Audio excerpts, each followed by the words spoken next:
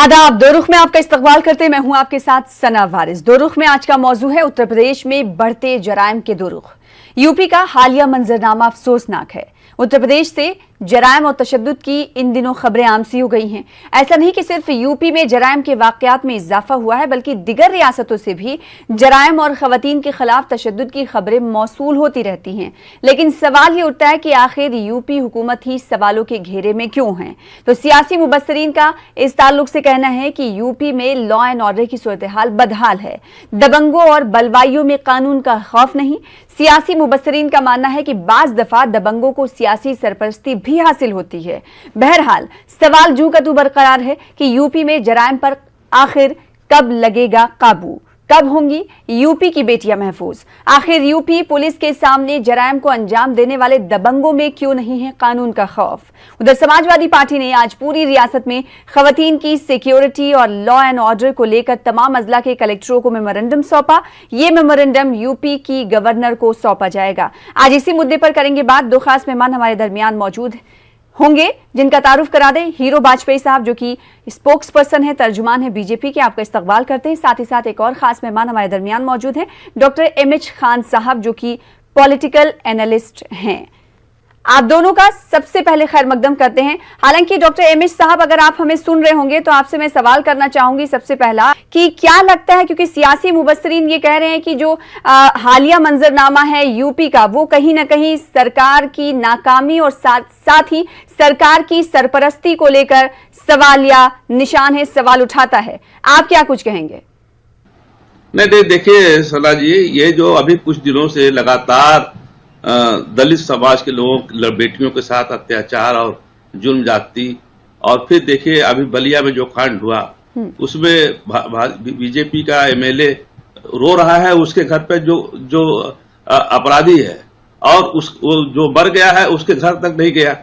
तो ये सारा पुलिस का बिल्कुल फेल्योर है, और इसमें कहीं कोई दो राय नहीं है कि यहाँ यूपी में लॉ एंड ऑर्डर सिचुएशन बहुत खराब हो चुकी है। इस पे पुलिस वालों पे कुछ ऐसा एक्शन ले उत्तर प्रदेश सरकार जिससे वो इस काम में लग सके। अभी एक वीडियो वायरल हुआ है, लखनऊ में वीडियो वायरल हुआ है कि डिप्टी कमिश्नर पुलिस के दफ्तर के बाहर लोग मोबाइल में जो है लूडो खेल रहे हैं। तो कानून व्यवस्था कहां से सही रह पाएगी? ये सारी चीजें ऐसी हैं जो आदमी को दिल को दहला देती हैं। आप उसको कहते हैं कि ये घटनाएं होती रहती हैं, दूसरी सरकारों में होती रही हैं और सरकारों में होती रही। मैं मानता हूं कि और सरकारों में होती रही है, लेकिन जिस तरह से कार्रवाई इस सरकार में हो रही है और सरकारों में तो मैंने नहीं देखा कि ऐसी कार्रवाई होती हो। ऐसी कार्रवाई में किसी थानेदार को निलंबित करना ये कोई कार्रवाई नहीं है। किसी भी पुलिस इंस्पेक्टर को लाइन हाजिर कर देना ये कोई कार्रवाई नहीं है। आज अगर पुलिस का इकबाल बुलंद करना है तो सरकार को पुलिस के महकमे में जो भी लोग जिम्मेदार हैं उनको नौकरी से बर्खास्त करना पड़ेगा। तब उनके दिल में डर पैदा होगा कि हाँ, हमको कानून के रखवाले हैं, हमने जो संविधान की कसम खाई है उसके साथ हमको खड़ा होना है, जात बिरादरी नहीं देखना है, इंसाफ की लड़ाई में हम उनके साथ खड़ा होना है। ऐसी स्थिति जब आती है तब पुलिस पर निशाना उठता है, और निशाना जब उठता है तब शासन पर भी उंगली उठनी लाजिम हो जाती है। जी वाजपेयी साहब, आपके पास आना चाहूंगी। आखिर क्यों यूपी सरकार ही सवालों के घेरे में, क्योंकि एनसीआरबी का डेटा ये कहता है कि यूपी में क्राइम जो है वो काफी बढ़े हैं, जो कि 59,000 में 59,000 से ज्यादा हो गए 2019 में। ऐसे में सवाल ये उठता है कि जब यूपी सरकार और यूपी पुलिस पर बार बार जराइम और तशद्दुद को लेकर उंगली उठाई जा रही है, तो आखिर यूपी सरकार इस जानिब ध्यान क्यों नहीं दे रही? आखिर क्यों ये सियासी मुबस्सरीन कहते हुए नहीं थकते कि यूपी सरकार कहीं ना कहीं उन दबंगों और बलवाइयों को सरपरस्ती देती है जो लोगों को परेशान करते हैं? नहीं, देखिए, मैं सना जी आंकड़ों की हेरा फेरी में जाने की कोशिश नहीं करूंगा। एनसीआरबी ने जो डाटा दिया उसमें तमाम सारे डाटा और भी दिए हैं। ये दिखाया गया है 2016-17 के मुकाबले हत्या, डकैती और अपहरण, बलात्कार की में कमी आई है। हाँ, हमारी सरकार ने छोटे से छोटी घटना के मुकदमे लिखे हैं, हमने सख्ती कर रखी है, इसलिए अपराध का आंकड़ा आपको उस संख्या के आधार पर ज्यादा दिखता है। पर मैं मानता हूं कि उत्तर प्रदेश में योगी आदित्यनाथ की सरकार में हम लोगों का ये सोचना है, हमारा ये मानना है कि एक भी अपराध है और उस पर हम कठोर कार्रवाई। और विपक्षियों का बौखलाना इसलिए है कि जो 15 साल में परिवारवादी सरकारें रही, उन्होंने ऐसे ही बाहुबलियों, माफियाओं को जनप्रतिनिधि भी बनाया और उनके बहाने खुद भी अकुश संपत्ति जोड़ी और उन्होंने भी जोड़ी, और उनकी अकुश संपत्ति में योगी आदित्यनाथ का बुलडोजर जो चल रहा है उससे बिलबिला कर वो इन घटनाओं की आड़ में अपनी राजनीतिक रोटियां सेकना चाहते हैं। जबकि उत्तर प्रदेश में देखिए, चुनाव में भारतीय जनता पार्टी ने कभी जात की राजनीति नहीं की, कभी किसी व्यक्ति विशेष के आधार पर हमने निर्णय नहीं किए, हमने किसी धर्म के आधार पर निर्णय नहीं किए, हमने वोटर में भी कभी कोई बंटवारा नहीं किया। हमने एक वर्ग खड़ा किया 2014 में नरेंद्र मोदी के चुनाव जीतने के बाद, जनता ने हमें अपार समर्थन दिया। हमने एक वर्ग खड़ा किया लाभार्थी, हमने जिनकी सेवा की उन्होंने हमें वोट दिया। 2017 में प्रचंड बहुमत दिया उत्तर प्रदेश में और 2019 में दिया। जनता का विश्वास हम पर बना हुआ है, पर राजनीतिक दल अपने लिए चंद घटनाओं के पीछे अपनी राजनीतिक रोटी सेकने के लिए डाटा का सहारा लेते। पर मैं डाटा के वर्गीकरण नहीं जाऊंगा। योगी आदित्यनाथ की छवि एक सख्त प्रशासक की है और कोई भी बख्शा नहीं जाएगा। पहली बार इतिहास में आप देख लेंगे उत्तर प्रदेश में आईपीएस के खिलाफ एफआईआर लिखी है, तमाम लोग बर्खास्त किए गए, सस्पेंड किए गए। वो अधिकारी जिन पर कभी ये सरकारें आंख तक नहीं देख सकी उठाकर, उनको हमने बर्खास्त कर दिया, उन पर एफआईआर लिखा दी। कानून अपना काम कर रहा है। योगी आदित्यनाथ जी की नजर में कोई छोटा कोई बड़ा किसी जात का कुछ नहीं है, कानून अपनी कार्रवाई कर रहा है। सबसे सख्ती वाजपेयी साहब यहाँ पर रोकना चाहूंगी। आपने कहा कि यूपी सरकार के तहत कई पुलिस वालों पर अफसरशाही पर कार्रवाई हुई है, आखिर पुलिस एहलकारों पर ही सवाल क्यों खड़े होते हैं? अगर हाथरस मामले पे हम देख लें तो हाथरस मामले पर भी पुलिस पर सवालिया निशान लगा, बलिया मामले पर भी पुलिस पर सवालिया निशान उठ रहा है। तो वहीं अगर बात बलरामपुर की करेंगे, उससे पहले जाएंगे तो बलरामपुर पर भी पुलिस पर सवाल उठ रहे थे। तो आखिर पुलिस, यूपी सरकार की पुलिस कर क्या रही है जो सवालों के घेरे में बार बार आ रही है?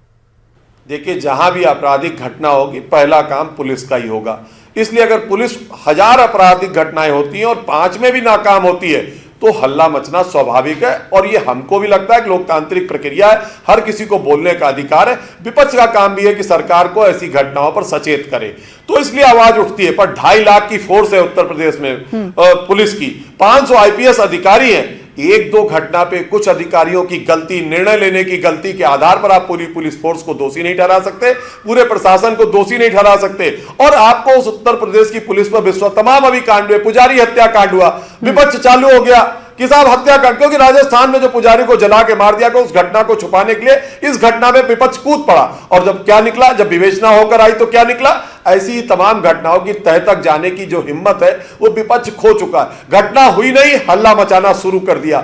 हल्ले में ये नहीं देखा कि अरे भाई विवेचना होने दो, पुलिस पर दबाव मत बनाओ, प्रशासन पर दबाव न, उसे स्वतंत्र रूप से निर्णय करने दो, स्वतंत्र। हाँ, कुछ घटनाएं मैं जरूर मानता हूं कि पुलिस से जल्दबाजी में, निर्णय में, घबराहट में, पब्लिक के दबाव में, प्रशासन के दबाव में कभी कभी हो जाता है कि बड़े अधिकारी कहते हैं तुरंत घटना का पर्दा, या आपको इनपुट्स मिलते हैं कि यह घटनाएं और घटित हो सकती है, उस आधार पर कभी कभी निर्णय लेने में नीचे के अधिकारियों से हो सकता है, लेकिन उसकी उन्हें सजा मिलती है, उनको दंड मिलता है। कोई सरकार नहीं चाहती कि उसके यहां अपराध हो, मैं इस बात में पूरी जिम्मेदारी से कहता हूं। ठीक है, मैं आपके पास लौटूंगी। हीरो वाजपेयी साहब, एमएच खान साहब अगर सुन रहे होंगे मुझे, जिस तरीके से वाजपेयी साहब ने अभी कुछ देर पहले कहा कि 1-2 वाकयात हो जाते हैं, सरकार तो कार्रवाई करती है।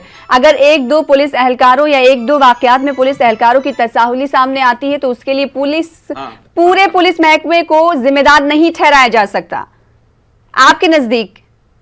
जी, मैं ये नहीं कह रहा हूं कि पूरे पुलिस महकमे को जिम्मेदार ठहराया जा सकता है, लेकिन सवाल इस बात का है कि जब एक घटना घटती है उसके बाद लगातार घटनाएं घट रही हैं, अब पुलिस उसमें ढिलवाई अता कर रही है।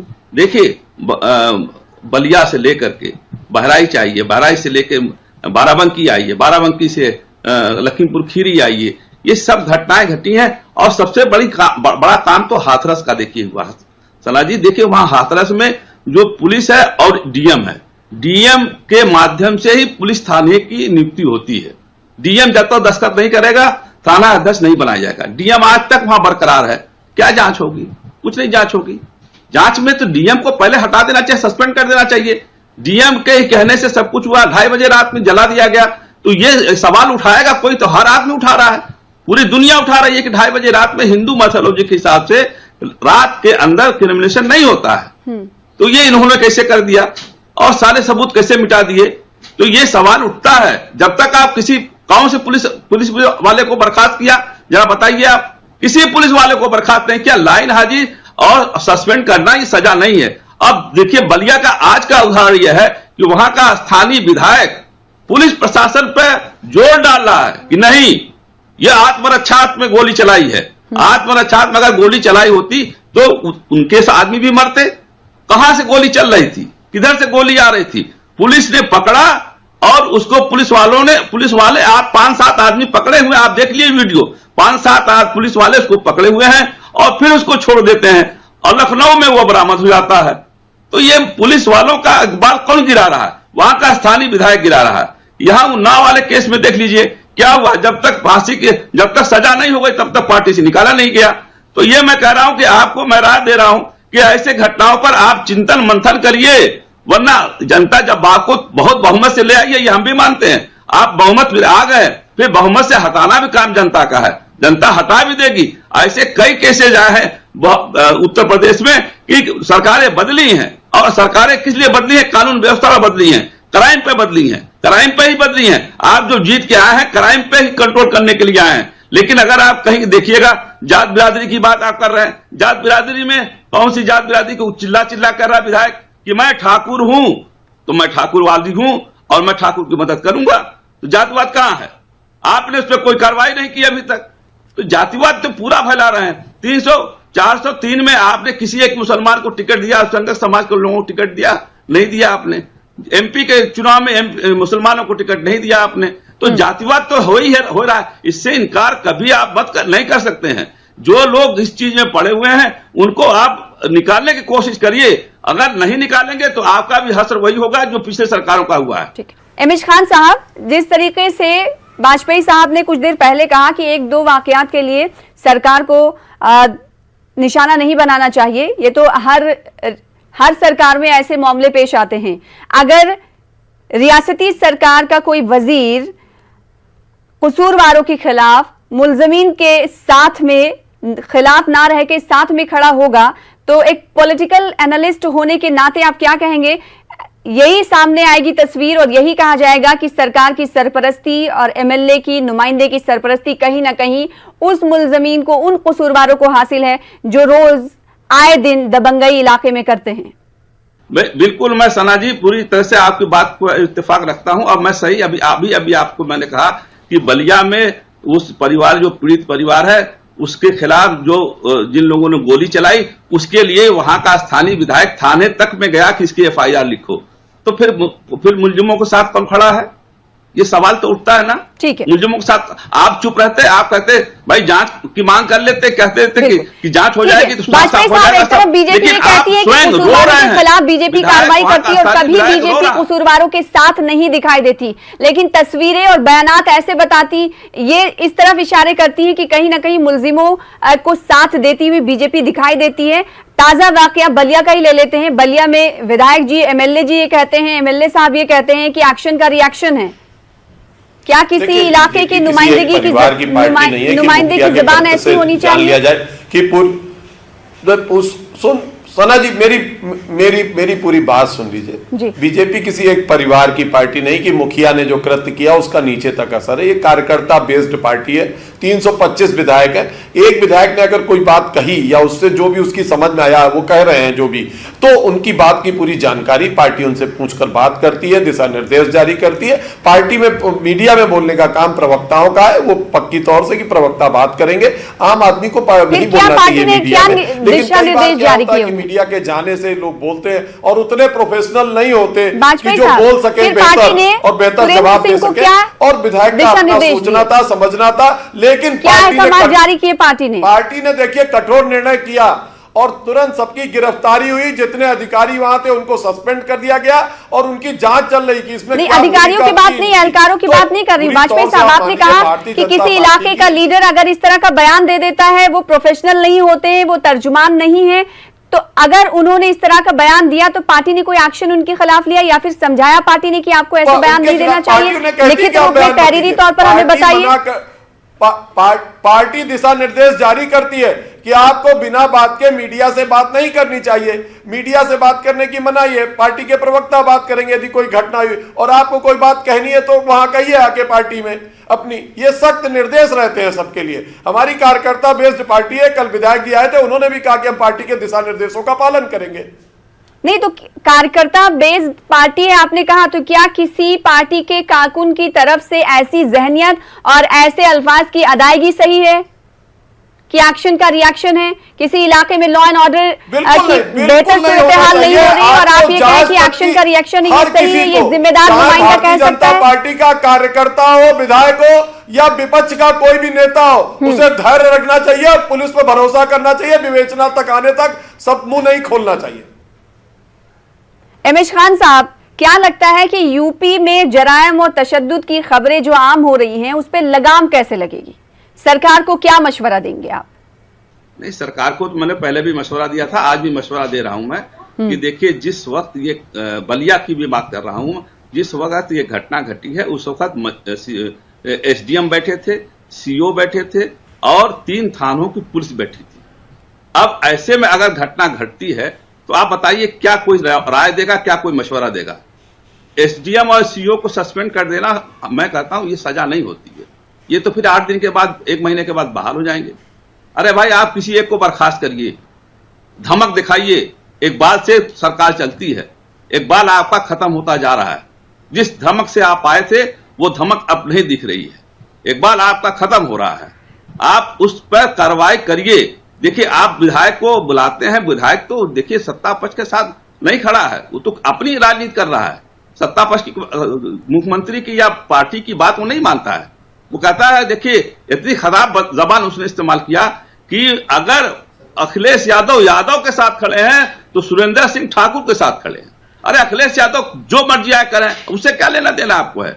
आपको तो संविधान ने कसम आपने खाई है, आप एमएलए हैं, आपने संविधान की कसम खाई है कि हम जात बिरादरी नहीं देखेंगे, जो भी आएगा उसके साथ न्याय करेंगे। संविधान से हिंदुस्तान चलेगा, न कि जातिवाद से चलेगा, ना कि ठाकुरवाद, न यादववाद, न मुस्लिमवाद, ये सब नहीं चलना चाहिए। और ये बातें जब आती हैं पब्लिक डोमेन में तो बहुत तकलीफ होती है। लोगों को लगता है कि अब ये जाति दंगा होने का आशंका हो जाती है। जाति दंगा कराने का आशंका सत्ता पक्ष के लोग ही कर रहे हैं और नहीं कोई कर रहा है।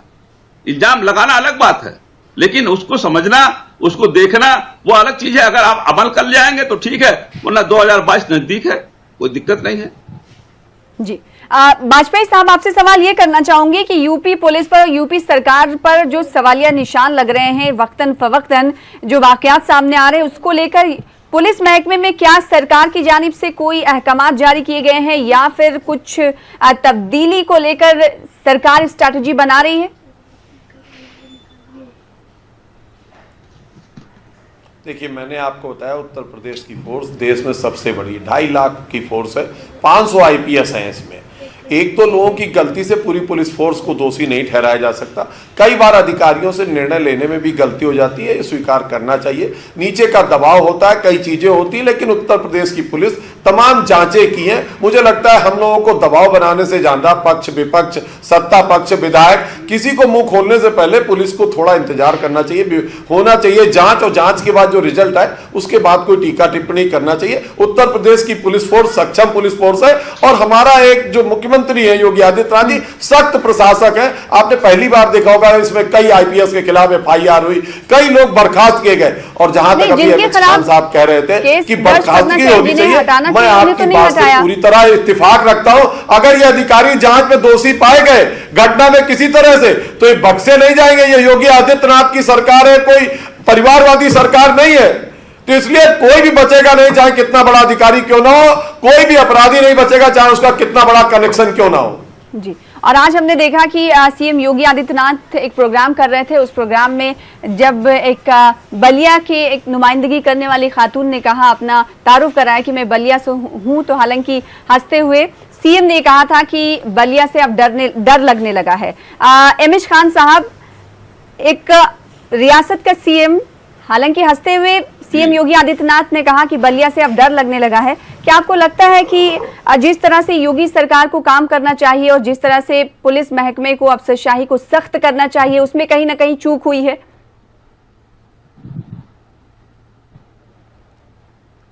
नहीं सना जी, मैं कह रहा हूं, बार बार कह रहा हूं कि इसमें चूक होती है। वाजपेयी जी जो कह रहे हैं मैं उनकी बात से सहमत हूं, लेकिन जांच के बाद कोई मसला नहीं आता है। जांच के बाद, जैसे आपने जांच के कहा, 1 साल 6 महीना जांच होती रहती है और कांड पर कांड, रेप पर रेप, लड़कियों के साथ, मासूम बच्चियों के साथ रेप पर रेप होता चला जा रहा है, तो उनको संरक्षण मिल रहा है। कैसे आप कानून व्यवस्था लागू कर लेंगे? योगी आदित्यनाथ जी सख्त प्रशासक है, चलिए ठीक है, मैं मानता हूं सख्त प्रशासक है, लेकिन नीचे के लोग क्या है? नीचे के लोग तो कुछ नहीं है, वो तो कुछ नहीं कर पा रहे हैं। ठीक है, इसका लेकिन जवाब देखिए, मैंने वाजपेयी साहब, मुखिया होता है उसके माध्यम से ही चलता है, पूरे प्रदेश में मुखिया के ही इकबाल से चलता है।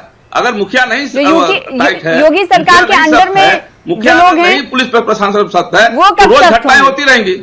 ये बात तो मैं आपको बता दूं, अगर प्रशासन सख्त नहीं है तभी ना, प्रशासन सख्त है तभी देखिए घटना, आप बताइए इधर घटना घटना कोई मुख्यमंत्री नहीं चाहता कि उसके यहाँ इस तरह का अपराध का माहौल बने। घटना घटी, जैसे ही सूचना हुई तुरंत सारे सवाल ये उठता है कि पुलिस एहलकारों के सामने घटना घटी कैसे? जांच होगी तो दोषी पाया जाएगा, उन पे कार्रवाई होगी। बलिया में अगर पुलिस एहलकार नहीं होते तो सरकार की इतनी किरकिरी नहीं होती। सवाल ये उठता है कि घटना घटी ठीक है, लेकिन पुलिस एहलकारों के सामने घटी, ये सवाल का निशान। इसीलिए तो जांच हो रही है कि इनकी, इसीलिए तो उनकी भूमिका की जांच हो रही है कि कहां लापरवाही की। अगर लापरवाही की होगी तो कठोर कार्रवाई होगी। एमएच खान साहब कहते हैं बर्खास्त, हम कई लोगों को बर्खास्त कर चुके हैं, इसमें भी जो दोषी होंगे बर्खास्त किए जाएंगे। बक्सा कोई भी नहीं जाएगा, ये आप जान लीजिए। और सरकार की किरकिरी कराने पर, अगर निर्णय लेने के अधिकार पर अगर अधिकारी सरकार की किरकिरी कराने पर आएंगे तो कठोरतम कार्रवाई होगी, कोई बक्सा नहीं जाएगा, कोई छुप नहीं पाएगा। ठीक है, एमएच खान साहब, यूपी सरकार ये कहती है, योगी आदित्यनाथ ये कहते हैं कि गांव की बेटी सबकी बेटी, लेकिन हम हालिया दिनों देख रहे हैं कि खवातीन को लेकर, यूपी की बेटियों को लेकर कई जरायम और तशद्दुद की खबरें मौसूल होती रही हैं। एनसीआरबी का डेटा भी इस जानिब इशारे करता है कि 59,000 से ज्यादा एक साल में केसेस बढ़े हैं। ऐसे में गाँव की बेटी सबकी बेटी का नारा क्या उसी तरह ही ना फ्लॉप हो जाए जैसे कि बेटी पढ़ाओ और बेटी बचाओ? बिल्कुल सही कह रही हैं आप सना जी, बिल्कुल सही बात आप कह रही हैं। देखिए, मैं कह रहा हूं कि ये दरिंदगी हद से ज्यादा बढ़ गई है। देखिए, अभी जो है निर्भया कांड में क्या हुआ, फास्ट ट्रैक में मुकदमा चला और 7.5 साल लग गया उसको मुकदमे को फाइनल होने में। तो कानून जो हमारा है, मैं तो कहता हूं ये अंग्रेजों को द्वारा बनाया गया कानून है, ये रद्दी टोकरी में फेंकना चाहिए, नया कानून बनाना चाहिए। जब आपने कानून बनाया कि कोई मर्द किसी औरत को घूर को देखेगा तो भी उस पर सजा होगी, तो कितने लोगों को सजा हुई उसमें बता दीजिए आप। घूर को देखना छोड़िए, मासूम 2.5 साल की 3 साल की बच्चियों के साथ रेप हो रहा है और लगातार रेप हो रहा है। और लखीमपुर खीरी में तो उसके साथ रेप हुआ, उसकी जबान काटी, उसकी आंख निकाल लिया, उसको खेत में फेंक दिया। अब ये सब चीजें, जब सख्ती कहने से सख्ती नहीं आती है, सख्ती एक्शन पे आती है। एक्शन आपने लिया नहीं, जांच में बैठा दिया। देखिए, अक्सर हमने देखा है कि 302 का मुलजिम अगर फंस गया है तो रसूख रखने वाले लोग सरकार से सीबीसीआईडी की जांच मांग कर लेते हैं और जांच मांग करके उस पर लिपापोती करके वो छूट जाता है। कितने 302 के मुलजिम छूट गए, कितने हत्यारे छूट गए, कितने बलात्कारी छूट गए मुकदमे। अबे राजनाथ सिंह के जमाने में यही विकास दुबे ने थाने में घुस के मारा था कलाम राज्य मंत्री, दर्जा प्राप्त मंत्री को। अब सवाल ये उठता है वाजपेयी साहब, आपका रिएक्शन चाहूंगी, आपका रिएक्शन आखिरी चाहूंगी कि आखिर कानून का खौफ क्यों नहीं है यूपी में दबंगों में? नहीं, कानून का कोई ऑर्गेनाइज्ड क्राइम नहीं हो रहा, माफियाओं पे कठोर कार्रवाई हो रही। वो माफिया जो जनप्रतिनिधि भी रह चुके हैं उन पर भी कठोर कार्रवाई हो रही, बाहुबलियों पे कठोर कार्रवाई हो रही। ये जो घटनाएं हैं ये कोई बाहुबली ऑर्गेनाइज्ड गैंग के द्वारा नहीं हो रही है, ये उनके द्वारा घटनाएं हुई हैं। लेकिन मैं मानता हूं एक भी घटना है उत्तर प्रदेश के एक भी नागरिक की जान जाए, मानिए कि भारतीय जनता पार्टी परिवार के किसी सदस्य की जान गई, योगी आदित्यनाथ इस तरह देखते हैं। इसलिए कठोरतम कार्रवाई हो रही है। विपक्ष जो चाहे इसको कहे, जिस तरह चाहे माने, लेकिन ये मान के चलिए एक भी साथ किसी अपराधी के साथ भारतीय जनता पार्टी सरकार की सहानुभूति नहीं है। योगी आदित्यनाथ सीधे तौर पर 2 अल्फाज में यह कहना है कि सख्त से सख्त कार्रवाई होती रहेगी, ऐसे जराइम अगर पेश आएंगे तो यूपी सरकार सख्त से सख्त कार्रवाई करेगी, कसूरवारों को नहीं बचाएगी। वहीं अपोजिशन पार्टियों की अपनी दलीलें हैं कि यूपी सरकार कहीं ना कहीं नाकाम साबित हुई है। बेहद शुक्रिया अदा करना चाहेंगे एमएच खान साहब, अब वक्त देने के लिए, हमारे साथ शामिल होने के लिए प्रोग्राम में, और साथ ही साथ हीरो वाजपेयी साहब आपका भी बेहद शुक्रिया वक्त देने के लिए और बीजेपी का स्टैंड रखने के लिए। फिलहाल मुझे दीजिए 2 रुख में इजाजत, कल फिर मुलाकात होगी एक बड़े मुद्दे के साथ। आदाब।